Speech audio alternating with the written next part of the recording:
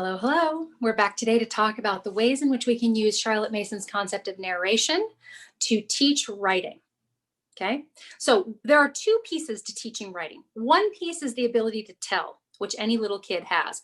Ask them about what they did on their summer vacation. They will tell you that they went to Disney World, that they loved Space Mountain, that they had breakfast with the Disney princesses. They'll tell you about the Fast Pass. They'll tell you all of the things that you never wanted to know about Disney World.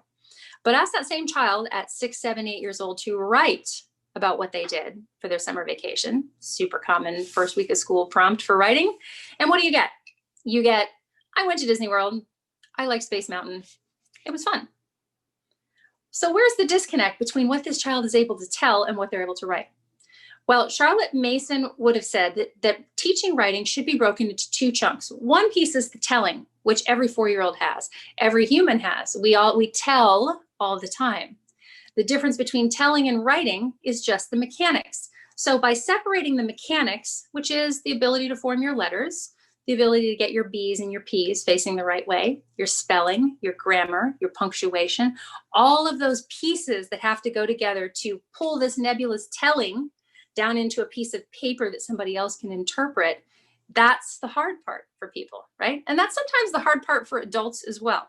So instead of teaching writing the way it is taught in schools, which is quite laborious, and the way it's taught in a lot of homeschool curriculums as well, Charlotte Mason said there's a much easier way to do this, and it's through narration. And all you do is you separate the telling from the mechanics. And you do that by taking the mechanics piece over for your kids until they develop the skills to be able to do it themselves.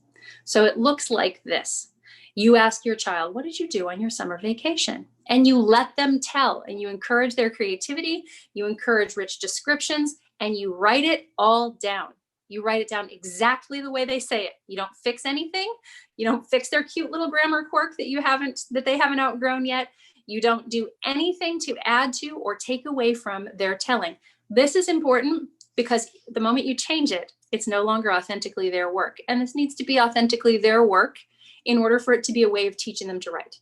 Okay. So after you have written it all down, you say, wow, that was really great. Good job telling. I can't believe all the description that you added to that. Now let's work on copying this into your notebook.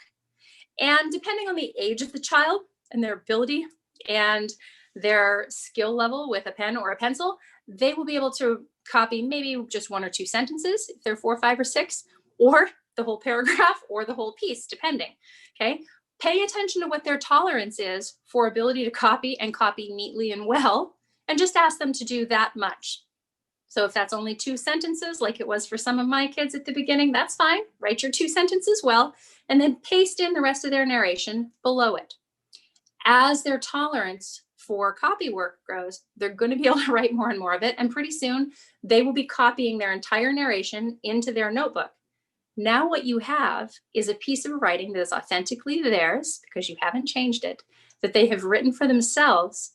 And yet they're, instead of going through that writing process where you hand it into the teacher, she hands it back with lots of red pen, hand it in again. Oh, you've still spelled 3 words wrong. Hand it in again. Well, you still didn't use your quotation marks right. A process which then convinces you that this is hard and terrible and you're not a good writer.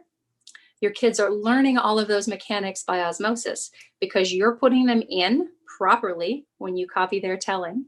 And when they write it into their notebooks, they're copying it correctly rather than constantly correcting the thing that they've gotten wrong. It's a much more encouraging and empowering way to teach writing. So how do you know when it's okay to start giving your kid a writing prompt and pull out the narration piece where you copy it for them? Well, that's going to vary from kid to kid. But in general, when you notice them beginning to write for fun, they're writing a journal, they're writing stories with their friends, they're doing those kinds of things, then they might be ready to begin working on their own writing prompts. But be careful to keep it interest-driven, to keep it fun, and to make sure that you do the heavy lifting on the mechanics where they cannot yet. If you're wondering how you get them over that bridge from knowing, where to put their periods and their capital letters and their quotation marks, keep watching. We're going to do another video about how to teach grammar with narration.